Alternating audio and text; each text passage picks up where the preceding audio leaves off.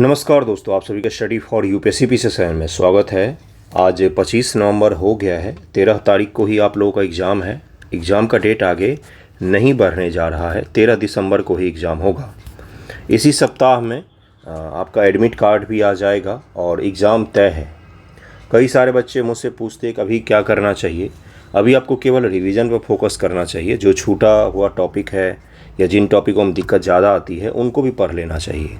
जितने भी आज तक एमसीक्यू लगाए हैं उन सभी को रिवाइज़ कीजिए बार बार। कई सारे बच्चे अब जाके टेस्ट लगा रहे हैं, ऐसा नहीं करना चाहिए। एग्ज़ाम से 10-15 दिन पहले टेस्ट लगाने का कोई लॉजिक नहीं बनता है। फिर भी आपकी अपनी इच्छा है, मैं कभी भी इस चीज़ को सजेस्ट नहीं करूँगा कि आप एग्ज़ाम से 15 दिन पहले टेस्ट लगाएँ। ये सही नहीं होता है। अगर आपको लगाना ही है तो टेस्ट का एक्सप्लेनेशन लेकर बैठ जाइए और पूरा पढ़ डालिए, जिससे 150 नए सवाल आप कंप्लीट कर लेंगे। टेस्ट लगाना सही नहीं होगा, उसका एक्सप्लेनेशन पढ़ लीजिए, उसको रिवाइज कर लीजिए अच्छे से, ये चीज़ सही भी होगा। पहले जो आपने एमसीक्यू लगाए हैं उसको रिवाइज कर लीजिए। ओके, ये सबसे सही तरीका रहेगा। बाकी आप अपने स्ट्रेटजी से भी चल सकते हैं। आज ये करंट अफेयर का लास्ट वीडियो होगा मेरी तरफ से, और इसके बाद क्या वीडियो आएंगे। हाँ, कुछ थोड़े बहुत जो छूटे हुए करंट अफेयर होंगे मैं ढूंढूंगा। जहाँ से जो भी करंट अफेयर छूटा हुआ होगा वो भी मैं आपको करवा दूंगा। कोई भी हिस्सा मेरी तरफ से नहीं रहना चाहिए। लेकिन आज का वीडियो करंट अफेयर का जो सीक्वेंस चल रहा था उसमें लास्ट वीडियो होगा ये। ओके, देखते हैं कौन कौन से सवाल हैं। पहला सवाल है कि भारत ने बाल अधिकार पर संयुक्त राष्ट्र कन्वेंशन का अनुसमर्थन कब किया था। ये मैंने कल भी करवाया था, 1992 ईस्वी में, 1992 ईस्वी में किया था। पॉक्सो अधिनियम को 14 नवंबर 2012 को लागू किया गया। बाल अधिकारों के संरक्षण को लेकर ही पॉक्सो एक्ट भी है, जिसे बच्चों को बचाने के लिए, उनके साथ जो हैरासमेंट होता है उससे बचाने के लिए इस एक्ट का निर्माण किया गया था। अगला सवाल है, प्राथमिक डेयरी और मत्स्य सहकारी समितियों के गठन और सुदृढ़ीकरण पर दिशा निर्देश किसके द्वारा दिए गए हैं। इस सवाल को इंग्लिश में भी देखेंगे हम लोग। क्यों देखेंगे? क्योंकि कठिन शब्द कई बार इंग्लिश में आपको अच्छे से याद रहते। देखिए, लिखा हुआ है कि guideline on formation of strengthening of primary dairy fisheries cooperative society is given by, किसने दिया है? मिनिस्ट्री ऑफ कॉर्पोरेशन, सहकारी मंत्रालय ने दिया था। सहकारी मंत्रालय के मिनिस्टर कौन है अभी? तो वर्तमान अमित शाह जी हैं। अमित शाह जी हैं। सहकारिता में सहयोग पर मानक संचालन प्रक्रिया किसके द्वारा शुरू किया गया है? तो ये अमित शाह जी के द्वारा शुरू किया गया। अमित शाह जी ने 2 लाख नए PACs, ठीक ना, PACs, श्वेत क्रांति 2.0 का शुभारंभ किया है। श्वेत क्रांति किससे रिलेटेड था? तो डॉक्टर वर्गीज कुरियन की अगुवाई में शुरू किया गया था दुग्ध उत्पादन को लेकर। एक समय भारत में दुग्ध उत्पादन बिल्कुल भी नहीं होता था, लेकिन श्वेत क्रांति के रिवॉल्यूशन के समय में क्या हुआ कि भारत दुनिया का सबसे ज़्यादा दुग्ध उत्पादित करने वाला देश बन गया, और आज भी भारत ही है। अब इसको और एक अप लेवल पर ले जाने की हम कोशिश करने वाले हैं। प्राथमिक डेयरी और मत्स्य सहकारी समितियों गठन व सुदृढ़ीकरण पर दिशा निर्देश, सहकारिता में सहयोग पर मानक संचालन प्रक्रिया की शुरुआत गृह मंत्री अमित शाह जी द्वारा, और सहकारी मंत्री भी वही हैं, उन्हीं के द्वारा किया गया। सहकारी मंत्रालय की स्थापना कब हुई थी बंधुओं? तो 2021 ईस्वी में किया गया था। 2021 ईस्वी में हुआ है। 2021 ईस्वी में हुआ है। और इसके मंत्री कौन बने हैं? तो अमित शाह जी ही बने हैं।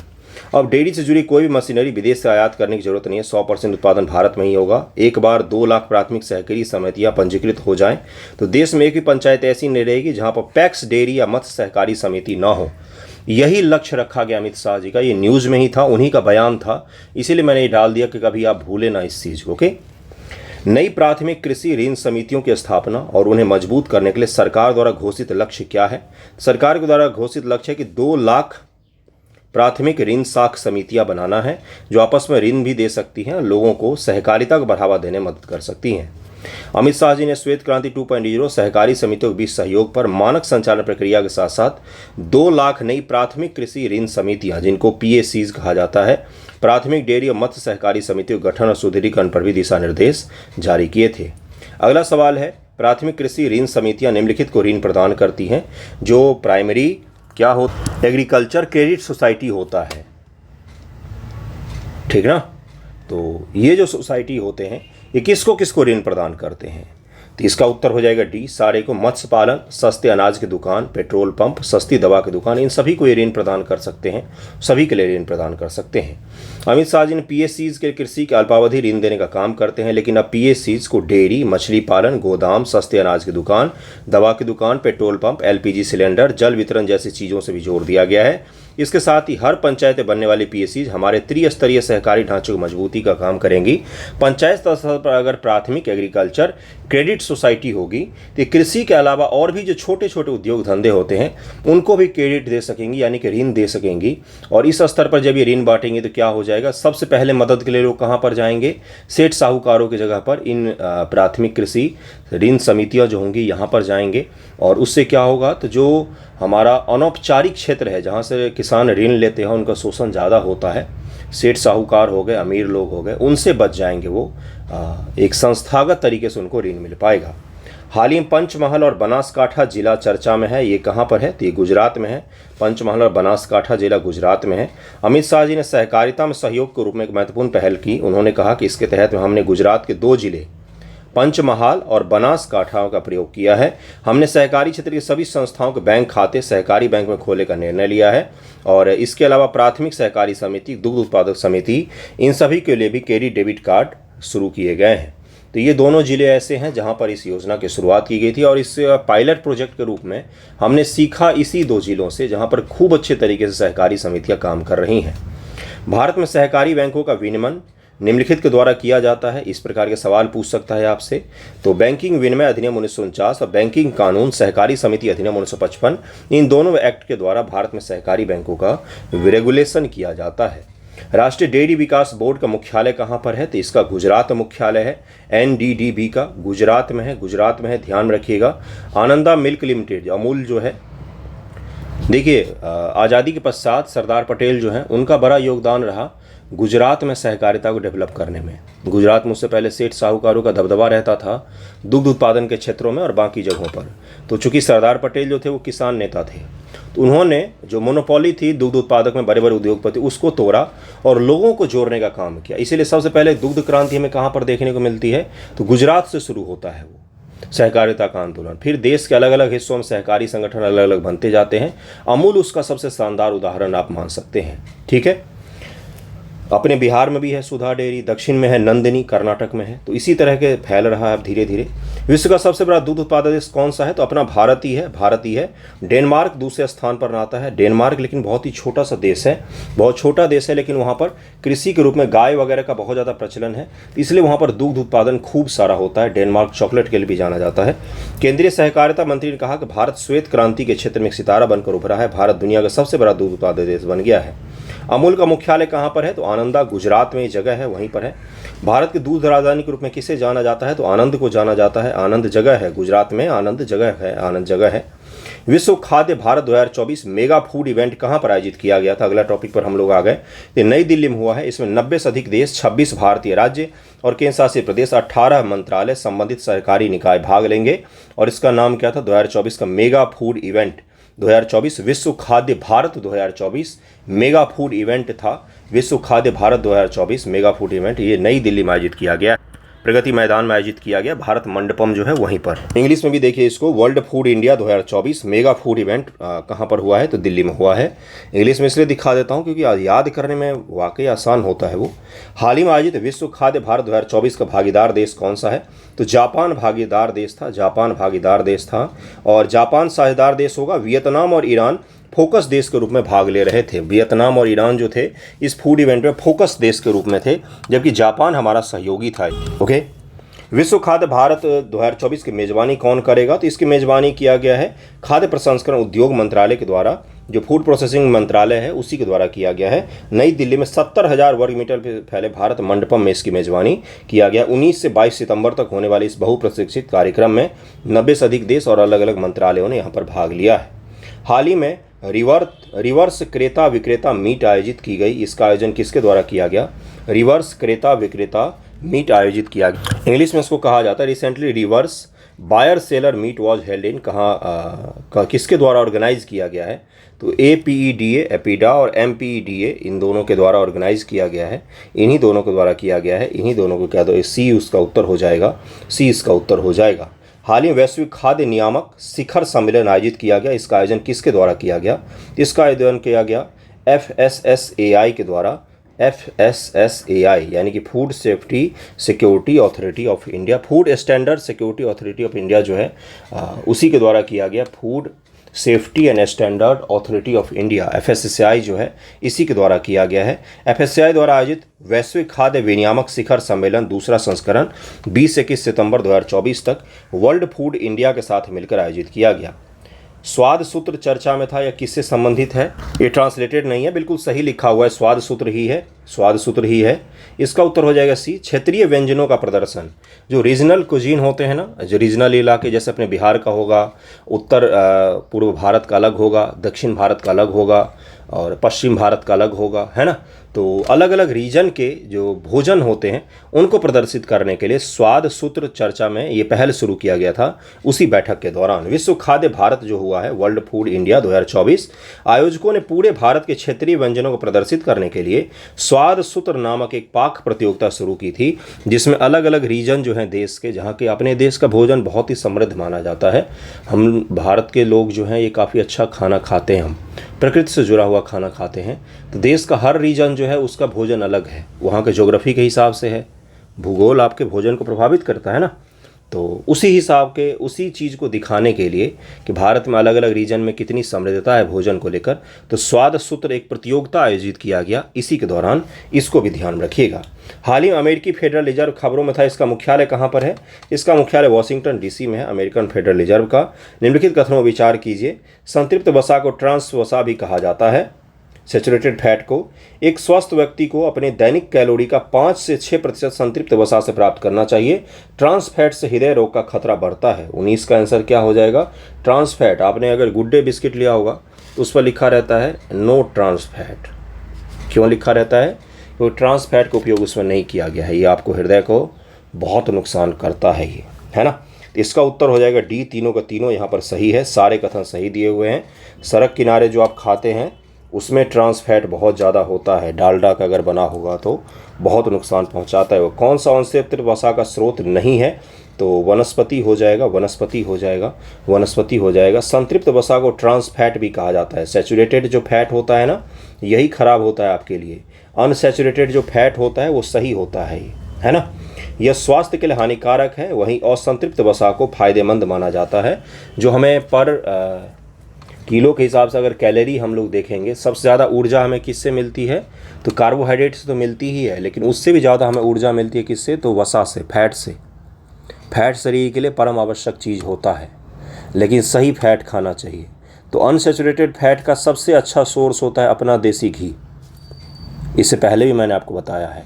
तो सैचुरेटेड फैट जो होता है वो हमारे लिए ख़राब होता है, अनसैचुरेटेड फैट जो होता है हमारे लिए सही होता है। ओके।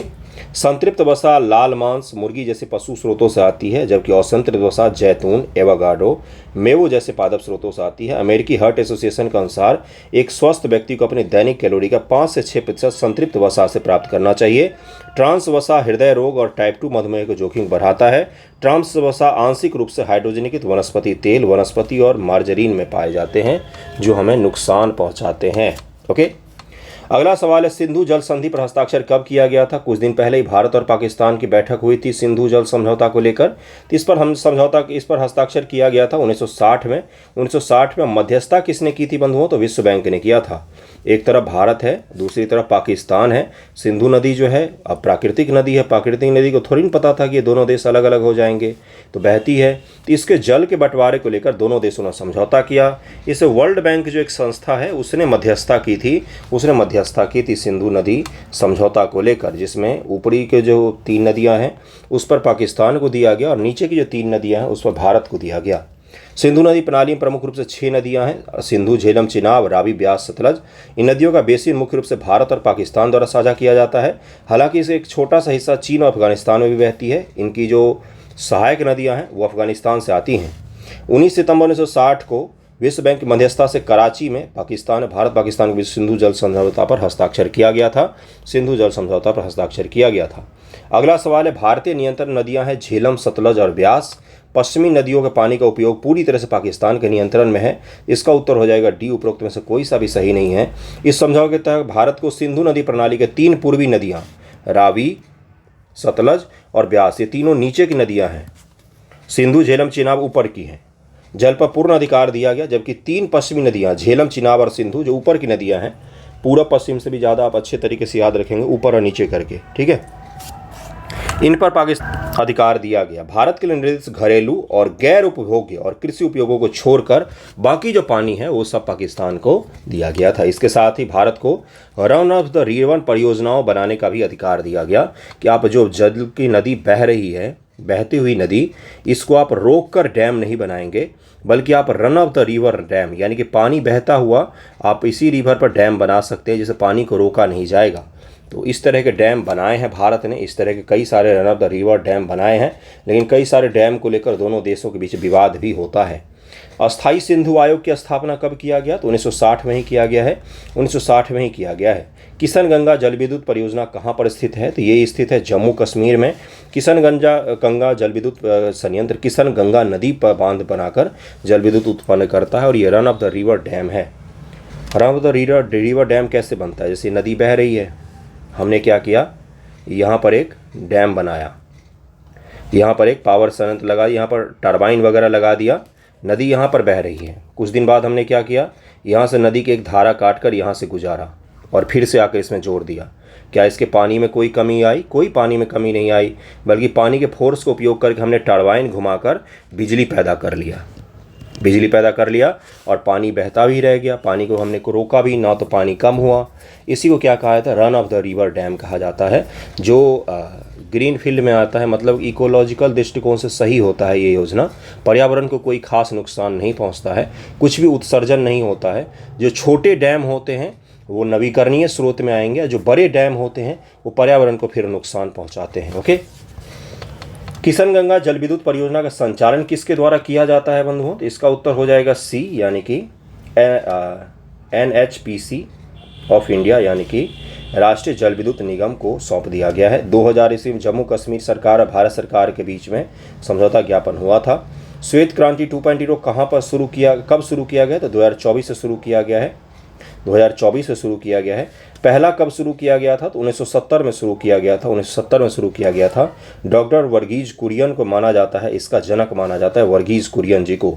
श्वेत क्रांति के अंतर्गत प्रमुख ब्रांड कौन सा है? तो अमूल ब्रांड था उस समय में, अमूल ब्रांड था। हाल ही में केंद्रीय मंत्रालय ने बायो राइड योजना को मंजूरी दी है, यह किससे संबंधित है? अगला सवाल आ गया है, बायो राइड योजना, ये मैंने डिटेल में पढ़ाया था, कैबिनेट ने इसको मंजूरी दी थी, तब मैंने आपको समझाया था। इसका उत्तर हो जाएगा बी, जैव प्रौद्योगिकी के क्षेत्र विकास को लेकर, बायोटेक्नोलॉजी के क्षेत्र में विकास को लेकर बायो राइड योजना को शुरू किया गया है, जिसमें बायोटेक्नोलॉजी को चल रही जितनी भी योजनाएं थी उन सभी को एक अम्ब्रेला स्कीम के तहत में लाया गया है। बायो राइड योजना इसको नाम दिया गया है। केंद्रीय मंत्रिमंडल ने जैव प्रौद्योगिकी के क्षेत्र में अत्याधुनिक अनुसंधान विकास को बढ़ावा देने के लिए बायो राइड योजना को मंजूरी दी है। बायो राइड योजना की कार्यान्वयन अवधि क्या है? तो 2021 से 2026 तक के लिए चलाया जा रहा है, 2021 से 2026 तक के लिए चलाया जा रहा है। एकीकृत योजना बायो राइड 15वें वित्त आयोग 21-22 से 25-26 की अवधि के दौरान क्रियान्वित की जाएगी। इसके क्रियान्वयन के लिए प्रस्तावित परिव्यय है 9,197 करोड़ रुपया। बायोटेक्नोलॉजी के डेवलपमेंट पर, जैव प्रौद्योगिकी के डेवलपमेंट पर खर्चा किया जाएगा भारत सरकार के द्वारा, जिसके लिए कि योजना शुरू की गई, जिसका नाम है बायो राइड योजना। क्या नाम है? तो बायो राइड योजना इसका नाम है। बायो राइड योजना का कौन सा घटक नहीं है? तो ई वाहनों का विस्तार इसमें शामिल नहीं है, इलेक्ट्रॉनिक वाहनों का विस्तार इसमें शामिल नहीं है। बाकी जैव प्रौद्योगिकी में, यानी कि बायोटेक्नोलॉजी में R&D, रिसर्च एंड डेवलपमेंट, औद्योगिक व उद्यमिता विकास, बायो मैन्युफैक्चरिंग और बायो फाउंड्री, ये सब के सब किसके घटक हैं? तो बायो राइड योजना में इन चीज़ों पर काम किया जाएगा। घटक का तात्पर्य वही होता है। इसमें ई रिक्शा, इलेक्ट्रॉनिक चीज़ों का इसमें कोई स्थान नहीं है। इसमें है कि जैव प्रौद्योगिकी चीज़ों का विकास करना। प्रधानमंत्री मोदी जी की अध्यक्षता में जो कैबिनेट की बैठक हुई थी, उसी में इस चीज़ को मंजूरी दिया गया। पहले देखिए, इससे पहले क्या था, जिन्हें एक नए घटक अर्थात जैव विनिर्माण और जैव फाउंड्री को शामिल करते हुए जैव प्रौद्योगिकी अनुसंधान, नवाचार, उद्यमिता विकास बायो राइड नामक एक एकल योजना में विलय कर दिया गया। इससे पहले जो योजनाएं चल रही थी बायोटेक्नोलॉजी के डेवलपमेंट से जुड़ा हुआ, उन सभी को जोड़कर हमने एक योजना बना दिया जिसको बायो राइड योजना कहा जाता है। इसी प्रकार से अनुसंधान, रिसर्च अनुसंधान फाउंडेशन भी मैंने आपको पढ़ाया था, जिससे मैंने आपको बताया था कि देश में जितने भी रिसर्च एंड डेवलपमेंट के काम चल रहे थे उन सभी को एकीकृत करके एक अम्ब्रेला स्कीम बना दिया गया, जिसका नाम था अनुसंधान विकास अनुसंधान करके, ऐसे ही उसका नाम पूरा रखा गया था। अनुसंधान इंग्लिश में भी उसका वही नाम है गुरु, इंग्लिश में भी वही नाम है उसका। तो ये रखा गया, तो उसका क्या है ये, तो ये भी एकीकृत किया गया है। कई सारी योजना को हमने एक जगह इकट्ठा कर दिया, ठीक है, जिससे दोहरापन ना हो, एक ही चीज़ पर दो बार पैसा खर्चा ना हो। अगला सवाल देखिए, इसके 3 घटक भी दे दिए गए हैं यहाँ पर। जैव प्रौद्योगिकी अनुसंधान और विकास, R&D डिपार्टमेंट होता है ना, सभी बड़े कॉलेजों वगैरह में भी होता है, आपके कॉलेज में भी होगा अगर अच्छा कॉलेज होगा तो। औद्योगिक और उद्यमिता विकास, IND, यानी कि इंडस्ट्री को लेकर हमें काम करना है, इंडस्ट्री और इनोवेशन को लेकर हमें काम करना है। बायो मैन्युफैक्चरिंग, बायो फाउंड्री, ये 3 घटक इसके रखे गए हैं। तीनों घटक आपको याद होने चाहिए। अगला सवाल है, बायो राइड योजना भारत में नवाचार को बढ़ावा देने, जैव उद्यमिता को प्रोत्साहित करने के लिए बनाई गई है। इसके अंतर्गत कोई वित्त पोषण का प्रावधान नहीं रखा गया है। आपको लगता है कि क्या होगा? बायो राइड शैक्षणिक संस्थान अनुसंधान संगठन के बीच तालमेल बनाएगा, ये तो बिल्कुल सही है। एकेडमिक को हमें किससे जोड़ना है? रिसर्च से जोड़ना है, रिसर्च को इंडस्ट्री से जोड़ना है।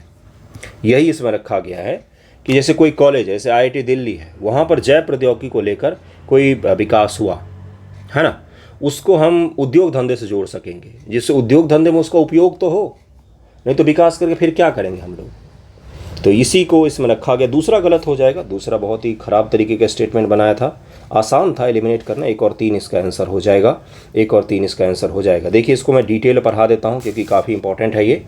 बायोराइड योजना का उद्देश्य नवाचार को बढ़ावा देना है, जैव उद्यमिता को प्रोत्साहित करना है, जैव विनिर्माण, जैव प्रौद्योगिकी वैश्विक अग्रणी के रूप में भारत की स्थिति को मजबूत करना है। यह योजना भारत सरकार के उस मिशन का हिस्सा है जिसका उद्देश्य स्वास्थ्य सेवा, कृषि, पर्यावरणीय स्थिरता, स्वच्छ ऊर्जा जैसी राष्ट्रीय वैश्विक चुनौतियों से निपटने के लिए जैव नवप्रवर्तन की क्षमता को दोहराना है। जो भी हमारे सामने नए चैलेंजेज आएंगे देश के स्तर पर या विश्व के स्तर पर, उसको लेकर हमें इनोवेशन और R&D का उपयोग करना है, रिसर्च और डेवलपमेंट का उपयोग करना है। भारत में चूँकि रिसर्च और डेवलपमेंट का कोई माहौल ही नहीं है। कब आपने लास्ट टाइम सुना था कि हमने कुछ अच्छा बनाया है? नहीं सुना होगा आपने। हमने हमेशा, अभी आज़ादी के पश्चात तो कम से कम हमने बाहर से ही चीज़ें ली हैं। जो बाहर बना लेते हैं उसको हम अपने यहाँ बना लेते हैं, हम अपना कुछ अद्भुत नहीं बना पाते हैं, है ना। हाल ही में लाइव खबरों में था, ये किससे संबंधित है? तो जलवायु परिवर्तन के प्रभाव को कम करने से संबंधित है। लाइफ क्या है? ये प्रधानमंत्री मोदी जी का मंत्र था और ये वाकई बहुत ही अच्छा चीज़ है। उन्होंने काफ़ी अच्छा बताया इसमें। माननीय प्रधानमंत्री द्वारा शुरू की पर्यावरण के लिए जीवन शैली, लाइफ स्टाइल जो है ना आपका, वही होना चाहिए इको फ्रेंडली। अगर वो चीज़ हो जाएगा तो फिर क्या होगा? तो फिर हो जाएगा कि भाई पर्यावरण को नुकसान नहीं पहुंचेगा। जैसे दिल्ली में अगर आप रहेंगे, आपके पास में कार भी है लेकिन मेट्रो की सुविधा बहुत अच्छी है यहाँ पर, तो आप कार छोड़कर मेट्रो का उपयोग कीजिए तो थोड़ा कम उत्सर्जन होगा। बहुत अच्छी सुविधा है यहाँ पर, तो ट्रैफिक भी नहीं लगता मेट्रो में। तो ये क्या हो गया कि आपने अपने जीवन पद्धति को पर्यावरण के हिसाब से अनुकूलित करने का प्रयास किया है। इंसान को ही प्रयास करना पड़ेगा। कोई भी दुनिया की सरकारें जो हैं वो पर्यावरण की समस्या को हल नहीं कर पाएंगी, है ना। तो पानी बचा सकते हैं अपने स्तर से। एक बिजली का बल्ब का स्विच अगर आप बंद कर देते हैं तो भी पर्यावरण का कम नुकसान होगा, उतना कम कोयला जलाना पड़ेगा। ये छोटी छोटी चीज़ें हैं जिसको हम सीख सकते हैं। अगला देखिए क्या है, बाहर जाते हैं मार्केटिंग करने तो झोला लेकर जाइए, जिससे क्या होगा, तो पन्नी नहीं यूज होगा, प्लास्टिक उपयोग नहीं होगा। ये प्रधानमंत्री जी का था। ग्लासगो समिट, ग्लासगो कब हुआ था? 2021 में ब्रिटेन में हुआ था ना, ब्रिटेन में। वहीं पर प्रधानमंत्री जी ने मंत्र दिया था लाइफ को लेकर कि इस पहल को हमें शुरू करना चाहिए पूरे दुनिया के स्तर पर। UN के जो महासचिव थे उन्होंने भी, अभी भी हैं वही, एंटोनियो गुटेरेस, उन्होंने भी इस चीज़ की तारीफ की थी। चलिए आगे बढ़ते हैं। पर्यावरण के लिए जीवन शैली लाइफ आंदोलन कब शुरू किया गया? फिर से वही चीज़ है, 2022 में शुरू किया गया है। 2022 में इसको आधिकारिक रूप दिया गया। आधिकारिक रूप 2022 में इसको दिया गया। आधिकारिक रूप इसको 2022 भारत सरकार के द्वारा दिया गया है। प्रधानमंत्री जनजाति उन्नत ग्राम अभियान को मंजूरी दी गई है, तो 2024 में इसको दिया गया है। जनजाति उन्नत ग्राम, यानी कि जनजातियों के जो ग्राम होते हैं उनको हमें उन्नत बनाना है। इसी को लेकर प्रधानमंत्री जनजाति उन्नत ग्राम योजना शुरू किया गया। जनजातियों को लेकर एक मैंने अम्ब्रेला स्कीम पढ़ाया था, सभी लोग भूल गए होंगे, सब भूल गए होंगे। जनमन योजना, जनमन योजना, इसे मैंने पढ़ाया था कि अम्ब्रेला स्कीम है। एक अच्छे जीवन शैली के लिए जो भी कुछ चाहिए वो सब कुछ है इसमें। इसे बिजली से लेकर, आवास से लेकर, भोजन से लेकर, सड़क से लेकर, परिवहन, टेलीकम्युनिकेशन, हर चीज़ की सुविधा उपलब्ध करवाना है। उसी का नाम दिया गया था प्रधानमंत्री जनमन योजना। अम्ब्रेला स्कीम है, बहुत सारे मंत्रालय इसमें शामिल हैं और जनजातियों से जुड़ा हुआ आज तक की सबसे बड़ी परियोजना है ये। प्रधानमंत्री जनजाति उन्नत ग्राम अभियान है, तो ये केंद्र प्रायोजित योजना है, सेंट्रल स्पॉन्सर्ड है ये।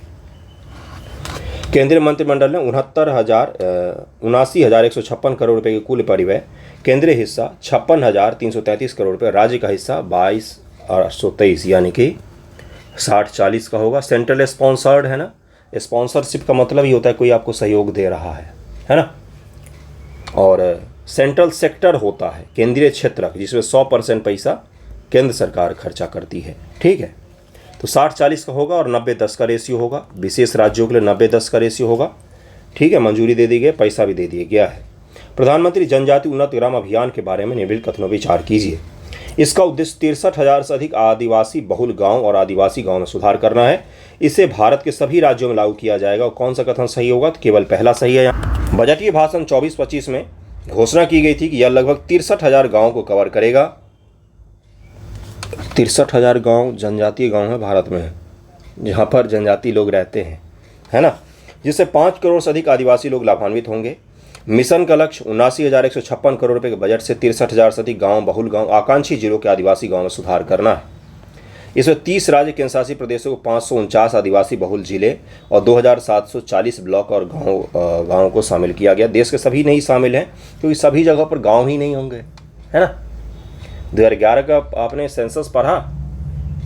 2011 का सेंसस पढ़ के जाना ही एक सवाल गारंटी होती है वहाँ से।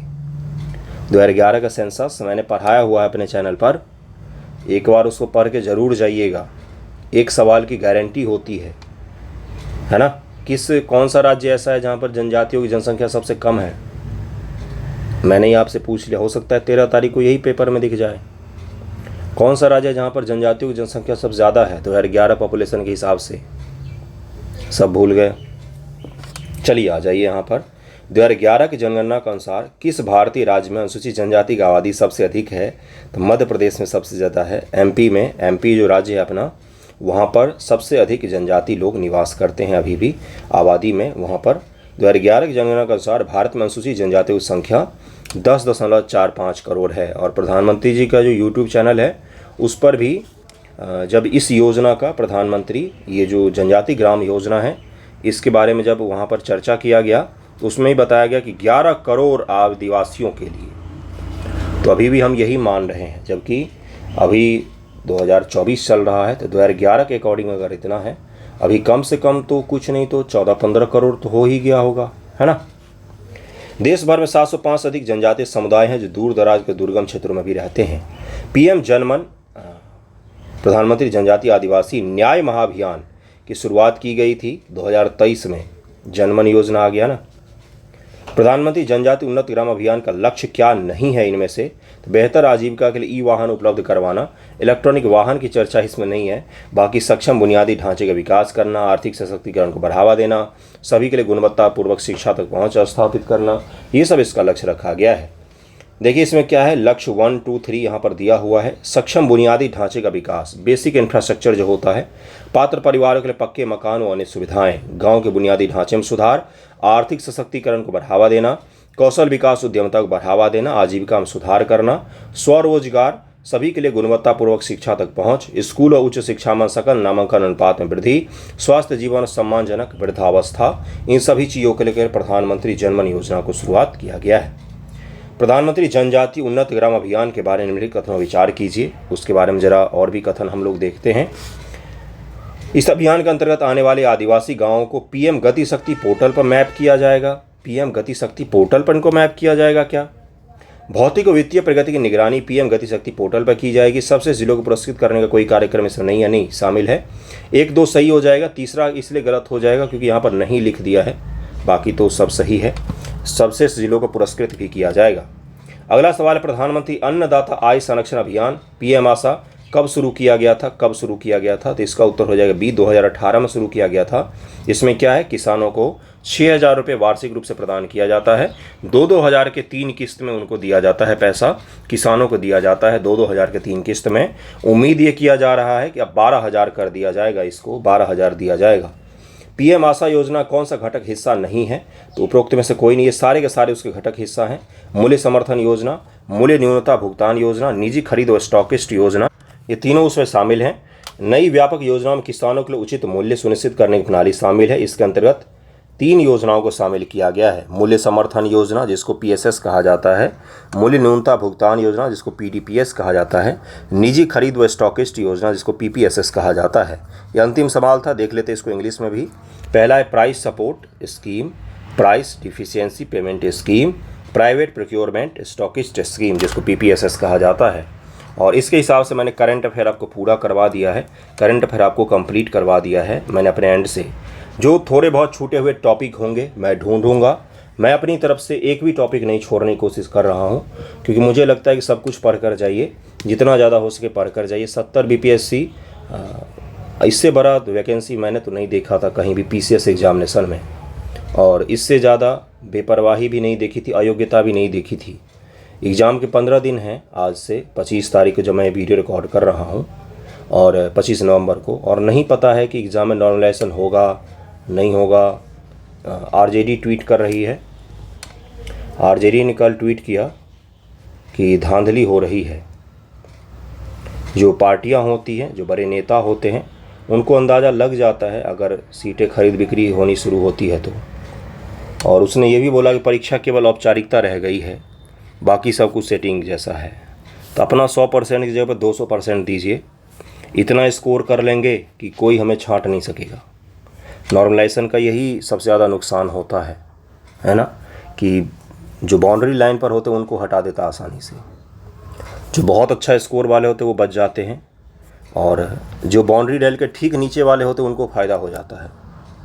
कई बार क्या होता है कि 22 नंबर जिनके आ रहे थे वो घट के आ जाते हैं 13 नंबर पर, और जिनके 14 आ रहे थे वो बढ़कर हो जाता है 20 नंबर। 14 वाले का सिलेक्शन हो जाता है, 22 वाला बाहर हो जाता है। नॉर्मलाइजेशन यही है, और कुछ भी पता नहीं चलता है। तो इसलिए अपना 200% दीजिए, बाकी किसी भी चीज़ में मत पढ़िएगा, किसी भी चीज़ में नहीं पढ़ना है। नॉर्मलाइजेशन नहीं होना चाहिए, यह अन्याय है। कोई कुछ बोल नहीं रहा है क्योंकि सब सेटिंग हो गया है, इसीलिए नहीं बोल रहा है। ओके, ठीक है, थैंक यू सो मच। निराश नहीं कर रहा हूँ आपको, मैं सुझाव दे रहा हूँ कि अपना 200% दे सकते तो वो भी दीजिए। ठीक है, थैंक यू।